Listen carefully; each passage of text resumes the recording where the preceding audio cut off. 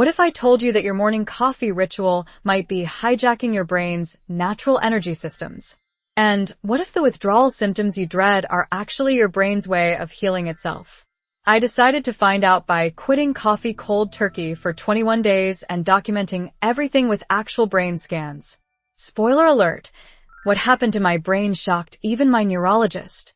Like millions of people worldwide, I started every single morning the same way, stumbling to the kitchen, eyes half closed, reaching for that magical cup of liquid motivation. 3 cups minimum before I could even think straight. Sound familiar? But here's the thing nobody talks about. I wasn't drinking coffee because I loved it anymore. I was drinking it because I physically couldn't function without it. That's when I realized I wasn't enjoying coffee, I was dependent on it. And that's a very different thing. The coffee addiction crisis nobody's talking about. Let's talk about the elephant in the room, or should I say, the espresso machine in every office. The statistics around caffeine consumption are absolutely staggering. We're not just casual coffee drinkers anymore. We've become a society running on artificial energy. And the dependency levels? They're off the charts. Before I jumped into this experiment, I needed to understand what I was getting myself into. Caffeine isn't just some harmless pick-me-up. It's a powerful psychoactive drug that fundamentally changes how your brain operates. And when I learned the science behind it, I was honestly shocked at how much control it had over my daily life. Let me break down what caffeine actually does to your brain. What caffeine really does to your brain. Blocks adenosine receptors, preventing natural tiredness signals from reaching your brain. Triggers artificial dopamine release, creating temporary pleasure and motivation. Increases cortisol production, putting your body in constant stress mode. Disrupts your natural circadian rhythm and sleep architecture. Creates tolerance, requiring more caffeine for the same effect over time. Causes physical dependence with genuine withdrawal symptoms when stopped. So, here's how I structured my 21-day journey. I didn't just quit randomly. I broke it down into manageable phases, documenting every symptom, every struggle, and every win along the way. This is the exact protocol I followed, and trust me, each week brought completely different challenges. Let me walk you through what to expect if you decide to try this yourself. Day 1. I woke up feeling optimistic, even a little smug. How hard could this be, right? By 10 a.m., I wanted to cry. By noon, I had a headache so intense I thought my skull was cracking open. This wasn't just feeling tired. This was my brain literally screaming for the drug it had become dependent on. I filmed everything because I needed evidence that I wasn't just being dramatic. And looking back at these clips, I look absolutely miserable. This is what caffeine withdrawal really looks like, folks. The difference between how I thought I'd handle withdrawal versus reality was honestly embarrassing. On the left, you see my confident predictions.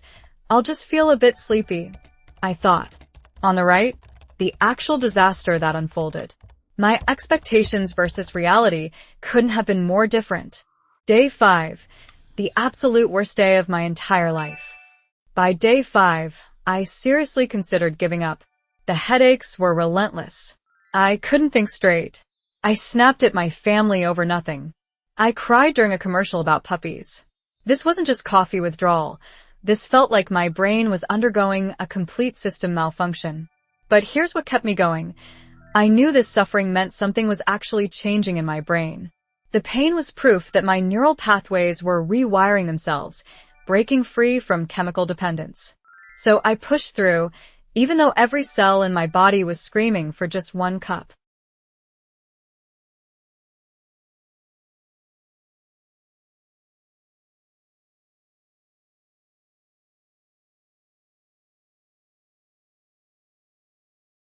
This is where things get really interesting. I got brain scans done at 3 different points, before quitting, at day 10, and at day 21. What these images revealed completely changed how I understood my brain's relationship with caffeine. The differences aren't subtle, they're dramatic, visible proof of how profoundly coffee affects our neural function. My neurologist actually called me in for a follow-up because she was so surprised by the changes. Let me show you what we discovered. The brain scans told an incredible story. When you're dependent on caffeine, your brain is essentially operating in deficit mode. It's like trying to run a computer with half its RAM disabled. But after 3 weeks caffeine-free, the changes were remarkable and completely measurable.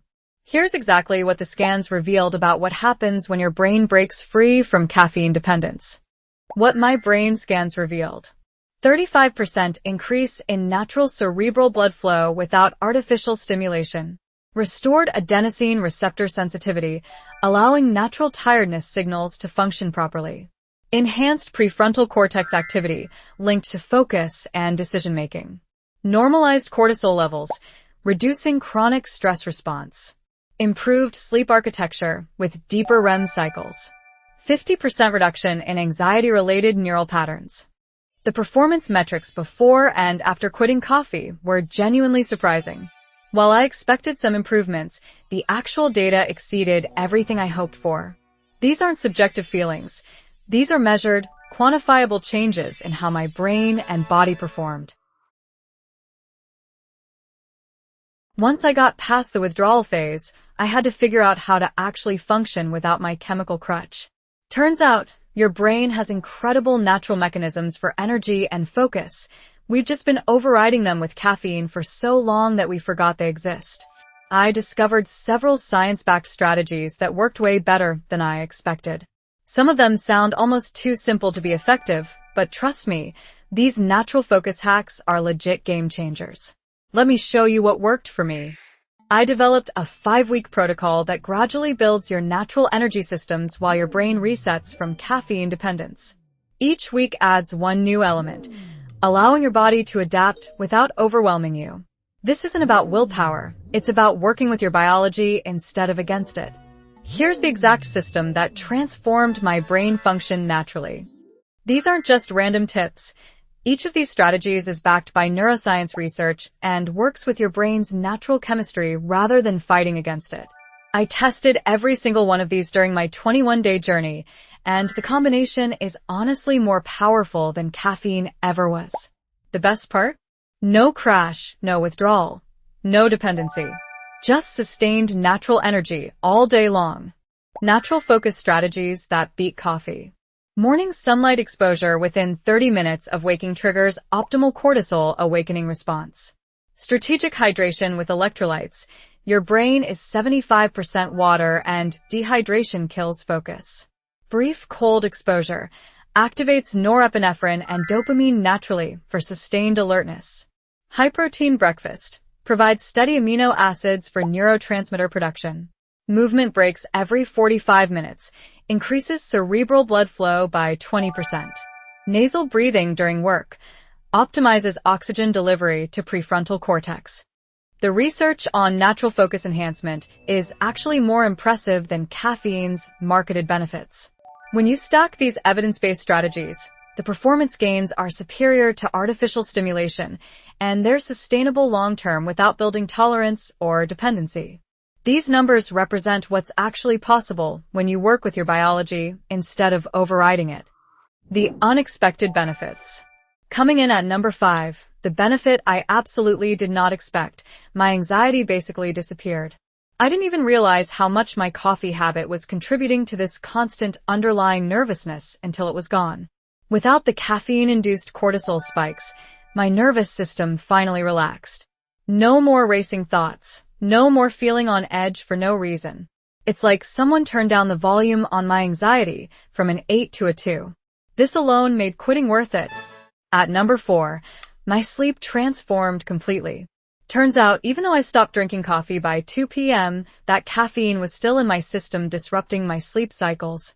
After quitting, my deep sleep and REM sleep percentages shot up.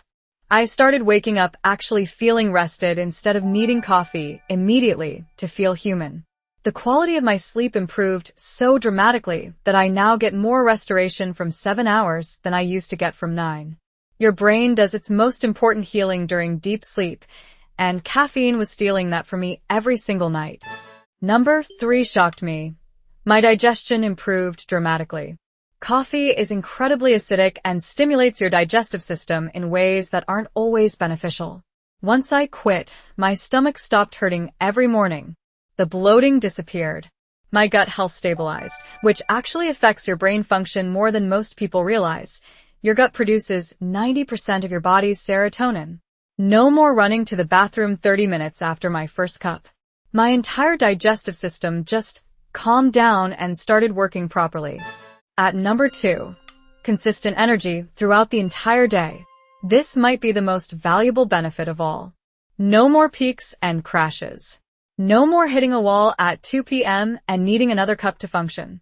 My energy levels became stable and predictable. I could work for hours without that desperate need for another dose. It's like my brain finally remembered how to generate its own energy instead of borrowing it from artificial stimulation. The all-day sustained focus without any chemical help feels almost like a superpower.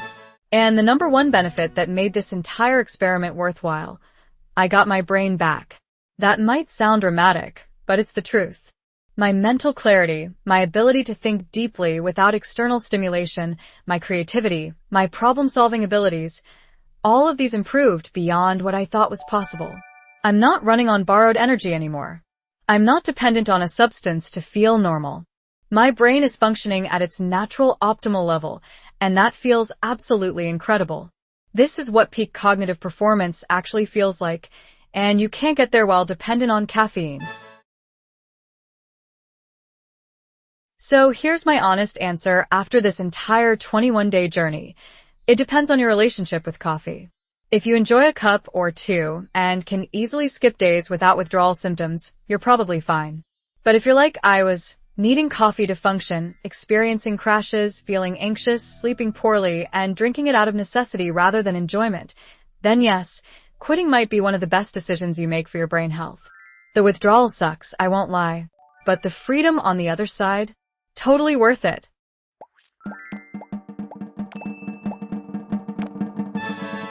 My brain is now optimized, and yours can be too.